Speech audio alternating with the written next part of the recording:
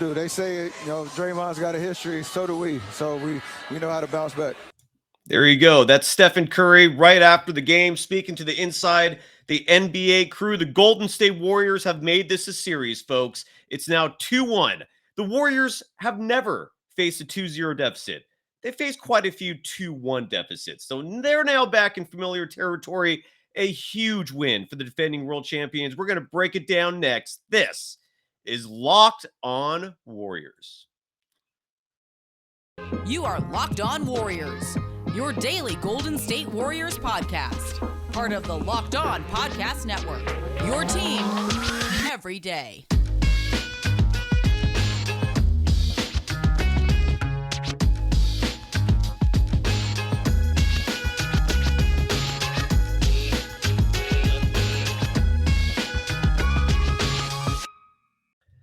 Thank you for making Locked On Warriors your first listen every day. We're free and available wherever you get podcasts. You can follow me, Cyrus Saatsaz, on Twitter at DogSurfRoadshow.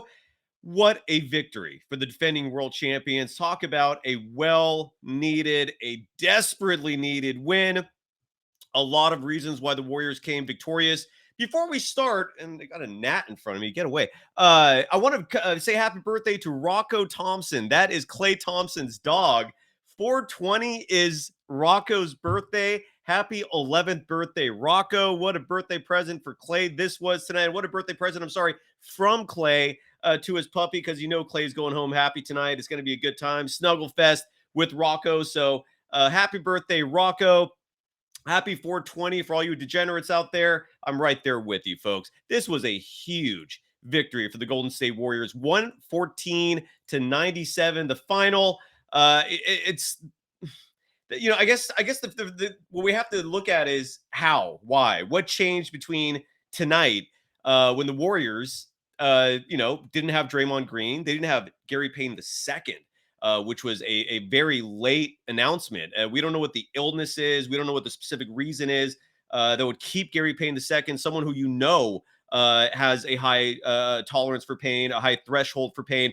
I don't know why he missed tonight's game. We don't know the specifics of that. I don't know if we're going to find out in the postgame show. If sound drops from the postgame press conference with Steve Kerr, with any of the players, I will make sure to play that. But right now, when you look at why the Warriors won this game, I'm going to look first and foremost, obviously, to Stephen Curry. Absolutely number one, the greatest shooter in the history of the game. Backed it up tonight. He had a phenomenal performance. Whereas in games 1 and 2, he didn't shoot great from deep, from the 3-point line, especially in game 2, where I believe he was 3 of 13 from deep. Tonight, 50%, 6 for 12 from beyond the arc. Finished the game 12 of 25 from the field total, which means he actually shot better from deep than he did from inside the 3-point circle. He also grabbed 6 rebounds. He was a staggering plus 24 in the plus minus. The Warriors entered tonight plus 14 when Stephen Curry plays. And then when he's out of the game, I think they're like minus 30 something or 40 something entering the game tonight. It's such a night and day approach. Steve Kerr messed with Stephen Curry's rotations a little bit. Thankfully, that did not hurt his game. If you're watching this game from beginning to end, Stephen Curry came out at about the 6-minute mark of the first quarter. So basically what Steve Kerr was doing was taking him out earlier in the first and third quarter so that he could play more later in the game. That was the strategy, and tonight it worked. And for those in the chat, by the way, and Joe and everyone else, hello. I'm going to try to get to everyone, but usually when I'm hosting these things by myself, it's a lot harder to pay attention to every message. So if I don't get to all of them, I do sincerely apologize for that. And yeah, I know I have just a disastrous hat here today. Joe writes, very subtle, 11 turnovers only. That is a fantastic point. The Warriors in the first 2 games were abysmal when it comes to turnovers. And they've been abysmal all year. In fact, they were the worst team in the NBA in terms of turnovers per game, whereas the Sacramento Kings are in the top 10. So for the Warriors to come into this game tonight and address that and finish with only my sheet shows 12 turnovers. I know, Joe, you wrote 11, but that was a massive part of it. The Warriors were not just giving the ball up for easy baskets. And the Sacramento Kings had to actually earn those points instead of having them just handed to them. Amazing what a difference that makes. So you're absolutely right that the turnover battle was huge. And one player, Rain King GW, highlights JaMychal Green. this was a player that if you watch the show consistently, you've heard me advocating for JaMychal Green minutes in this series. At a minimum, I was advocating for him to at least match up with Alex Len. Alex Len is 7 feet tall, folks. So every time Alex Len was out there and the Warriors were countering with nobody, it was severely hurting them. I mean, the Warriors are a small ball unit. They don't have a big enforcer. The closest thing to that is JaMychal Green, and JaMychal Green is good enough to handle a player like Alex Len. So absolutely kudos to Steve Kerr for that adjustment. That wasn't the main adjustment I saw that impressed me the most, but it was certainly one of them. One key adjustment he made was to the starting lineup. He went with Jordan Poole, which was a little surprising to some people because the Warriors have been being absolutely killed in this series in terms of small ball. But what's important to note, and I think a huge factor that went into the decision to play Jordan Poole and start him more specifically, is the fact that he himself, Jordan Poole, is a vastly superior player starting versus coming off the bench. I don't know why that is. A lot of us, it's a question we've been asking all season. Like, why is he so good starting where he averages over 24 points a game versus coming off the bench? Well, tonight he delivered. He started. Kerr's strategy was not very complicated. It was, look, if we're going to go small, if Andrew Wiggins is going to be our power forward tonight, we're just going to have to beat these people with better offense. We're going to have to literally put up just way more points. Now, fortunately, despite the fact that was probably the mentality in starting Jordan Poole, the Warriors defense was exemplary. They held the Sacramento Kings to 97 points tonight. If you're holding an opponent to under 100, I don't care when it is, what game it is, what the date is, that is impressive. And the Warriors held the Kings to just 23.4% shooting from deep, only 38% shooting on the night. And again, a huge part of that is those lack of turnovers, which Joe highlighted. And depending on the box score, I'm looking now at the NBA box score, which shows 11 turnovers. ESPN had listed 12. I'm going to trust the NBA box score. So only 11 turnovers for the Golden State Warriors tonight. That was absolutely impressive. The Sacramento Kings, meanwhile, had 15 turnovers, which resulted in 22 points for the Golden State Warriors tonight. But this was an exemplary game. This was a fantastic game. It was absolutely well needed. The entire dynasty was on the brink. I mean, if the Warriors lose this game, season is potentially over. It's done. And so I cannot emphasize, as I'm sure all of you watching this are aware of, just how important of a game this was. And for the Warriors to come up the way they did was huge. But the thing I have to highlight the most, and the first thing I have to start with, though, even though I mentioned JaMychal Green, I mentioned Jordan Poole, but the first things first, Moses Moody. I mean, you've heard me advocating for this guy all season long. I haven't advocated as much for Jonathan Kuminga just because he's been getting run. I mean, we've been seeing Kuminga a lot until the series. And then in game one, he played 10 minutes, actually had a good 10 minutes. He wasn't the reason why they lost that game. Game two, though, we only saw him for 3 minutes, 56 seconds. And an interesting point that I brought up that I feel bad for not bringing it up on this show, that I brought up earlier today. I was doing a podcast hit with Greg Silver. Great guest, by the way. He's going to come on this show soon. I didn't know until after the interview that he's the son of Mike Silver, legendary sports columnist. But I was on Greg Silver's podcast today, and I pointed out to Greg, one of the things you lose when you don't play Kuminga in any game, whether it's home or road, is Kuminga is one of the only players on this roster who can light it up with monster dunks. He's virtually unstoppable when attacking the rim because of how explosive he is, how athletic he is. His game is polished, contrary to what some people, I think, naively say. And tonight, every one of those monster dunks just lit up the whole arena. And that effect could have been in play in Sacramento. Now, fortunately, I hope Steve Kerr is taking these games here at Chase Center. Games 3, let's hope the Warriors are successful in game 4. We'll talk about that in moments, or maybe a little later. I don't know. I know game 4 is Sunday at 12:30. I don't think anyone's a fan of those super early start times. But nonetheless, Kuminga's impact in terms of his athleticism affects the entire arena. If he's doing those monster slams, I mean, he lit up Chase Center with a missed dunk, but people just are impressed by how explosive of a player he is. And those same kinds of plays could shut that Golden one-setter crowd down. They could shut them up. And because one thing that's really incredible about both of these teams, the Warriors and the Kings, they feed off their crowds so much. I feel like these two teams feed off their home crowds more than any other team in the NBA. So kudos to Steve Kerr tonight for playing Jonathan Kuminga a little more than he has in the series. Kuminga played 13 minutes, 13 seconds tonight, 3 for 7 from the field, as he normally does. He is an efficient shooter. He shot 52.5% from the field for the season as a whole. He was 0 for 2 from beyond the arc, but I thought those were well-timed, properly chosen three-point attempts. He was wide open. They just didn't fall. They were close. But Kuminga also, I'm looking at his stat sheet right now. The one critique that people have is that he doesn't grab rebounds a lot. That he will figure that out. He had 2 tonight, so better than nothing. In 13 minutes, it's not the worst thing in the world. Had 6 points, was a +6 in the plus-minus. And weird thing, Anthony Lamb, I didn't hate those minutes tonight. And he played the appropriate amount of minutes. Anthony Lamb played 7 minutes and 6 seconds. That is exactly what you want from Anthony Lamb. Bring him in there, let him use his muscle, let him make a few great plays, and pull him out. He is in the exact role that he should have been in all season, behind Jonathan Kuminga, behind JaMychal Green, and behind Moses Moody, who lit it up tonight. 4 for 7 from the field, 2 for 5 from beyond the arc. Finished the game with 13 points, but they were an impactful 13 points. The dude is explosive. That wingspan disrupts the other team's offense. I remember people criticizing him for being a poor defensive player. I never once agreed with that. I never once saw lapses in his defense. I never once saw him turn into a traffic cone. Moses Moody is a baller, and I'm so happy we saw him tonight.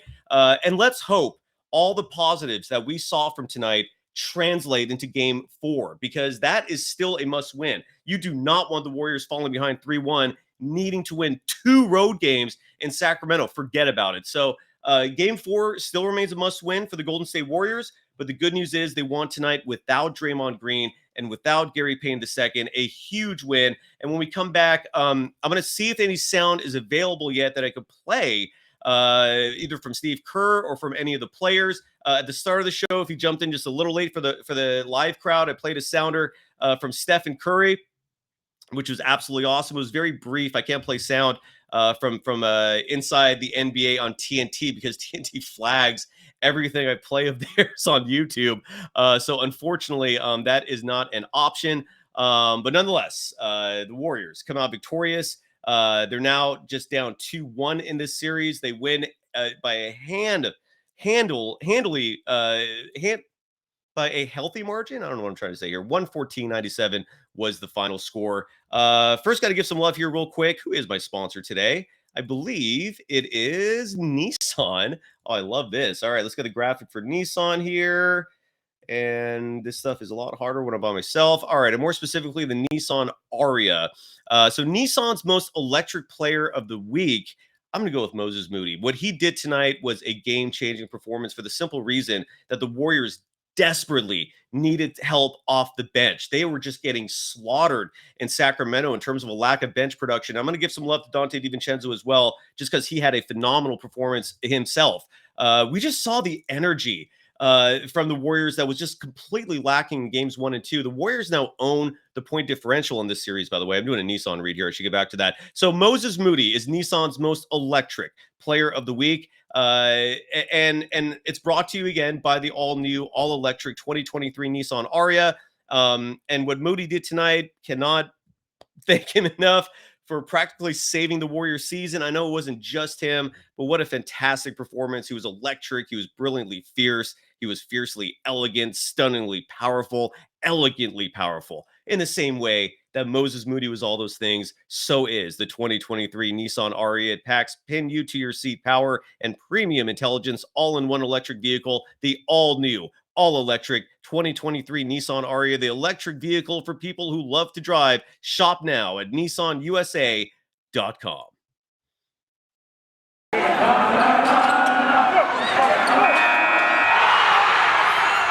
You are Locked On Warriors, your daily Golden State Warriors podcast. Part of the Locked On Podcast Network, your team every day. For making Locked On Warriors your first listen every day. I don't know when our next next show is. I think it's actually tomorrow. It's only Thursday. For some reason, I was thinking it was Friday. If everything goes according to plan, CJ Holmes, Golden State Warriors beat reporter covering the Golden State Warriors for the San Francisco Chronicle, will join me on this program tomorrow. Follow the program on Twitter at Locked On Dubs to follow the show in terms of when we go live, who the guests are, and so forth. But nonetheless, yeah, Joe, Dante DiVincenzo plus Moody. You highlight here. Let me see if my chat is showing. Whoa, Yamada is trashing Jordan Poole. That's fair. Jordan Poole had a so-so game tonight. I was trying to play this comment here from Joe that Dante DiVincenzo plus Moses Moody equals maximum hustle 24/7. Absolutely right.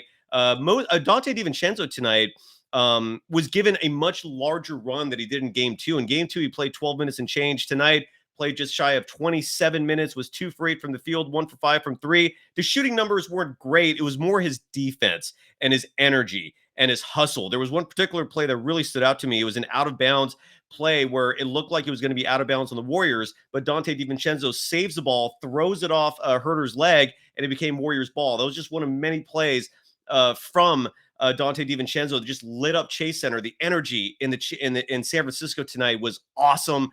Kudos to the Chase Center home crowd for bringing it, and kudos to Dante DiVincenzo. He did have 8 assists in this game, and he also did have 7 rebounds in this game. But talking about rebounds, Kevon Looney, my lord. I mean, if there was pressure on any player in tonight's game, it might be Kevon Looney just because of Draymond Green's absence and the Warriors' absence of bigs. I mean, the only other really true big they have on this roster is JaMychal Green. And JaMychal Green, for most of his career, is more so a small forward, but as is the case with Golden State Warriors teams, your small forwards suddenly become centers. So on a night when Kevon Looney had a lot of pressure on him, and I've heard and seen a lot of criticism from Kings fans especially, who thought that Domantas Sabonis would eat Kevon Looney alive. That was not the case, man. Looney held his own. He played 30 minutes, 56 seconds, and in that time, 20 rebounds, 9 of those offensive. Very reminiscent of last year's Western Conference Finals clinching game when he grabbed 22 rebounds, and I believe 17 of those were offensive. So Kevon Looney, bravo, not only for the great defense tonight on Sabonis, making life difficult on him, but to grab 20 rebounds and to also dish out 9 assists.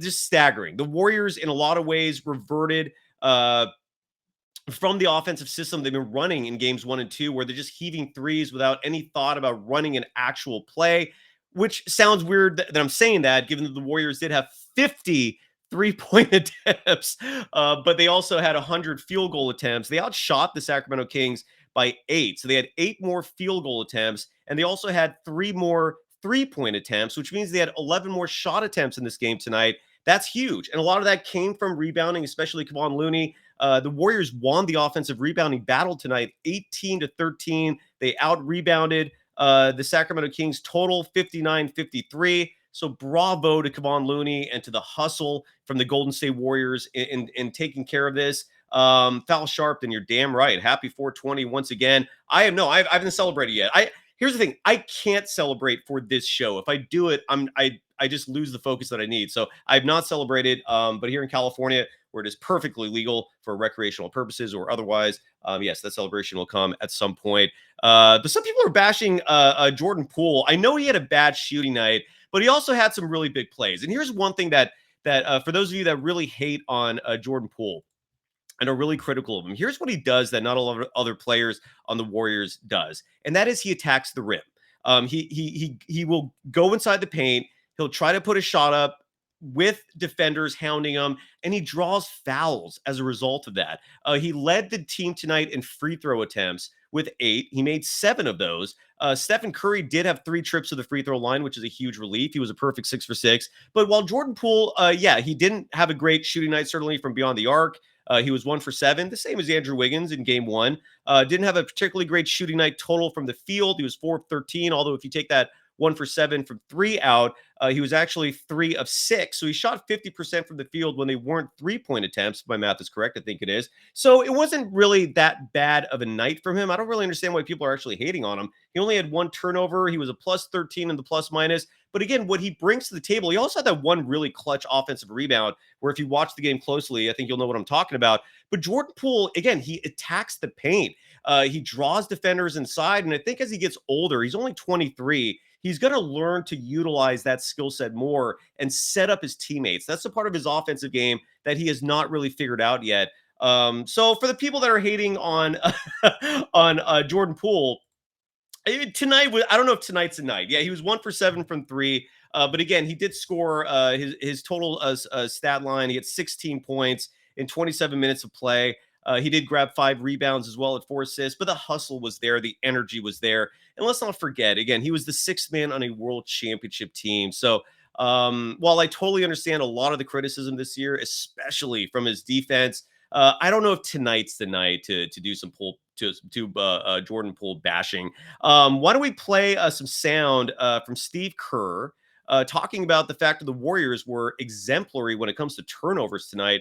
Could not agree more. Coach, here is Steve Kerr. Especially in the interior down the stretch, missing 2 of your top defenders. I mean, just how much did that? It also led to some spectacular offense. How much did that mean? Yeah, the defense has been good all series. It's just that in the first 2 games, we didn't rebound, so we didn't complete the possessions, and we turned it over, so they scored a ton in transition. So tonight was about taking care of the glass and taking care of the ball. And our half-court defense was really good. Our guys were playing with a lot of energy, and eventually, that's going to lead to offense, just getting out in transition, and that we finally broke through offensively in the second half. But the game went the way it did because we took care of the ball. Absolutely. That was huge. There's no question about that. Again, 11 total turnovers, although ESPN is listing 12. It's weird that I see that. I see discrepancies between ESPN and the NBA a lot in terms of stats, which is kind of bizarre. But Kylan Mills, my partner in crime on the show for 2 days a week, tweeting out that Kevon Looney's 20 rebounds were a third of the total rebounds by the Warriors tonight. Kevon Looney was just an absolute beast. When we come back, I want to preview, first of all, if there's any more sound that comes in between now and then, I will play that. Milo DR, if that's your name, writes, Mark Jackson and Van Gundy will be great in the call Sunday. They always make games fun to watch. The former head coach of the Golden State Warriors, Mark Jackson, who really set up the dynasty. His impact cannot be just ignored. This Warriors team for 40 years did not play defense. 40, not 4, not 14, 40, 4 decades. This Warriors team did not play defense. Mark Jackson comes, they play defense. At a minimum, I have to give him his due just for that alone. And if you ask Stephen Curry, if you ask Klay Thompson, they will tell you how important his presence was in those 2 years being the head coach of the Golden State Warriors before Steve Kerr came and really ignited the dynasty into what it is now. Looking forward to that Sunday, 12:30. And we'll have a lot more for you after we give some love to eBay Motors. Where is that graphic for eBay Motors? There it is. And I got to turn off the chat. I apologize. So eBay Motors, which is, by the way, an awesome sponsor for the simple reason that they really, if you need auto parts, are a massively awesome source. And for a championship team like the Golden State Warriors, who are still the defending world champions, I'm not going to stop saying that until I have to. It's all about making sure every player is a perfect fit. It's the same when it comes to your vehicle. Every part needs to fit just right. So the next time you need parts and accessories, head to eBay Motors. With eBay Guaranteed Fit, you can be sure every part you need fits right the first time around. Just add your ride to My Garage. That's basically the My Garage is available on your screen. And then you simply slide the part over there. And if you get the green check, you know the part fits. It's that simple. And if you order the part at that point and it doesn't fit, you get your money back. It is a guarantee, because just like in sports, confidence is the name of the game when you shop on eBay Motors. And with over 122 million parts to choose from, you'll be back in the game in no time. After all, it's easy to bring home a win when the right parts are guaranteed. Get the right parts, the right fit, and the right prices on eBay Motors. FanDuel.com. Let's ride. Eligible items only. Exclusions apply. You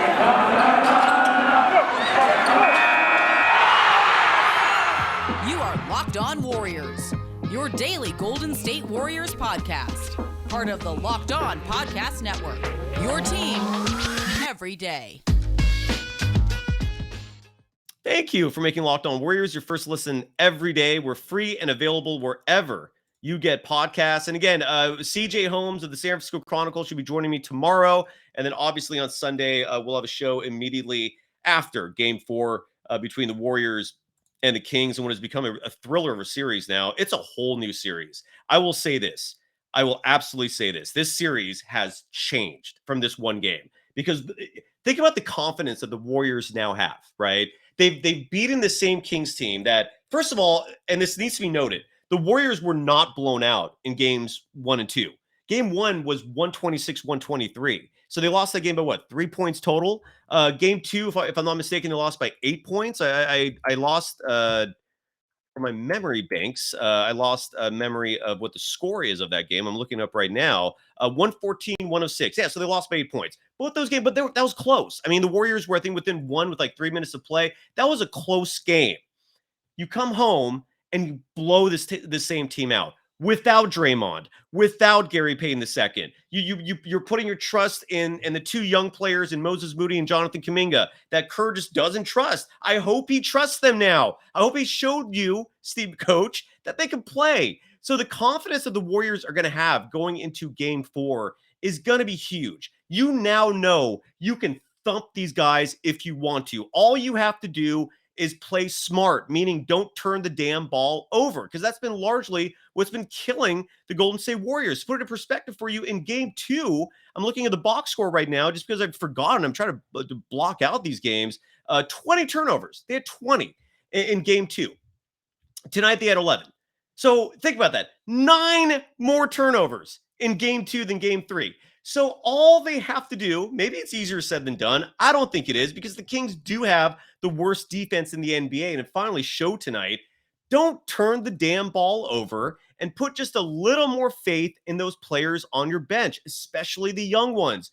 Moses Moody can play. Jonathan Kuminga can play. Even if they have a rough start, let them play through it. Kerr has to start having more faith in his young players. I mean, it's could make the difference in this postseason. But bigger picture, if the Warriors continue this in Game 4, that's going to change everything. If the Warriors go into Game 5 with the momentum of a 2-game winning streak, and especially if those games are dominant, all you got to do is just tune that goddamn noise out and go with the strategy that led to victory. Move the ball, play the right people, play JaMychal Green, play Jonathan Kuminga, play Moses Moody. Have faith in these players, Coach. They will deliver for you. So I just can't emphasize that enough. So Game 4 will be Sunday, 12:30. And Rebel the Sounds, you're absolutely right. This was a massive confidence builder for both Moody and Kuminga. I don't know if they needed it, but you're absolutely right. It was a massive confidence booster. Again, happy birthday again to Rocco Thompson, who I started the show giving some love to. Klay Thompson's beloved Bulldog. I want to do a favor. So on the same day where it is, I hope I don't mess things up here, where it is Rocco Thompson's birthday. Oops, this is my dog. If you can see him, that is Bubba. Bubba, do you want to say hi? Bubs. Bubba. Hey, there he is. That is Bubba. Say hi to the Locked On Warriors audience. That is my English Bulldog.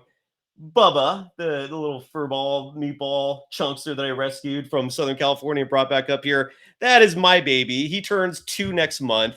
So I'm a Bulldog aficionado. And so there's Bubba. And for any of you that wanted to see him, that is, Bubba Ganoush, Bubba Booey, Bubba Fett. So I'm going to move on to the Larry Krueger Show and talk some more Warriors there. Thank you so much for jumping in to join me tonight. Yes, exactly. Colin Cahill. He needs his beauty rest. He went on a 3-mile walk earlier today. But I'm going to go join Larry now. We're going to talk some more Warriors. We'll be back at this tomorrow with CJ Holmes. Follow the program on Twitter at Locked On Dubs. The reason why, I'm sorry, I wanted to really mention this as well. Klay Thompson. I don't what's going to happen when he decides to finally wake up. He's been sleepwalking through 3 games of this series. Tonight, only had 13 points on 3 of 10 shooting from deep, 5 of 15 total, which basically means that when he's not shooting three-pointers, he's doing okay. He was only 2 for 5, so he's mostly shooting threes. Yeah, Klay, I mean, they won tonight handily, 114-97, with Klay Thompson not playing good. He did okay defensively, and he did grab a tough 5 rebounds in this game. But he only had 13 points. So imagine when that starts clicking. Andrew Wiggins had a fantastic game. He played what I thought was the right amount of minutes. He played 34. Game 2 was 39. I thought that was way too much for a player who just had 1 game under his belt after 3 months of being out.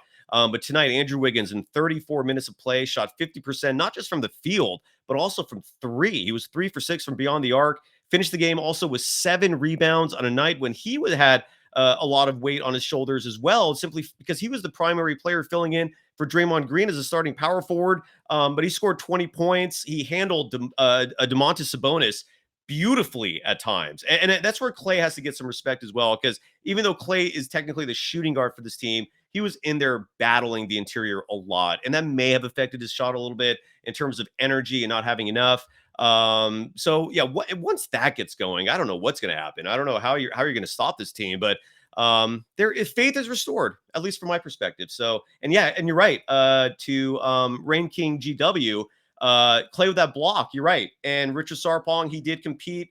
So we got to give him some love there. As once the shooting is back, this Warriors team is going to go to a whole new level. I really believe that. So for everyone,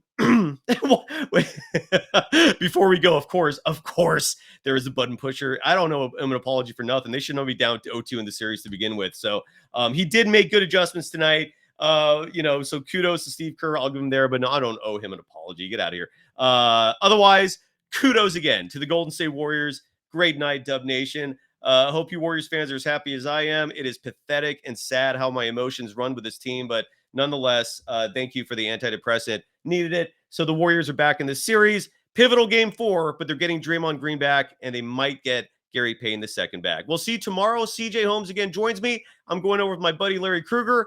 Great night, Dub Nation. It's 2-1. The Warriors are back in this. And just remember, the Warriors, even though they've never faced a 2-0 series before, it's 2-0 deficit, they faced quite a few 2-1 deficits, which is where they sit now. This is a position they are very familiar with, and they've run it before from 2-1 to 4-2. They won a championship doing that. This is not unfamiliar territory they are in. And look, man, it's a good night. It's a good night. I'll see you tomorrow, folks. Good night, everyone. Thank you.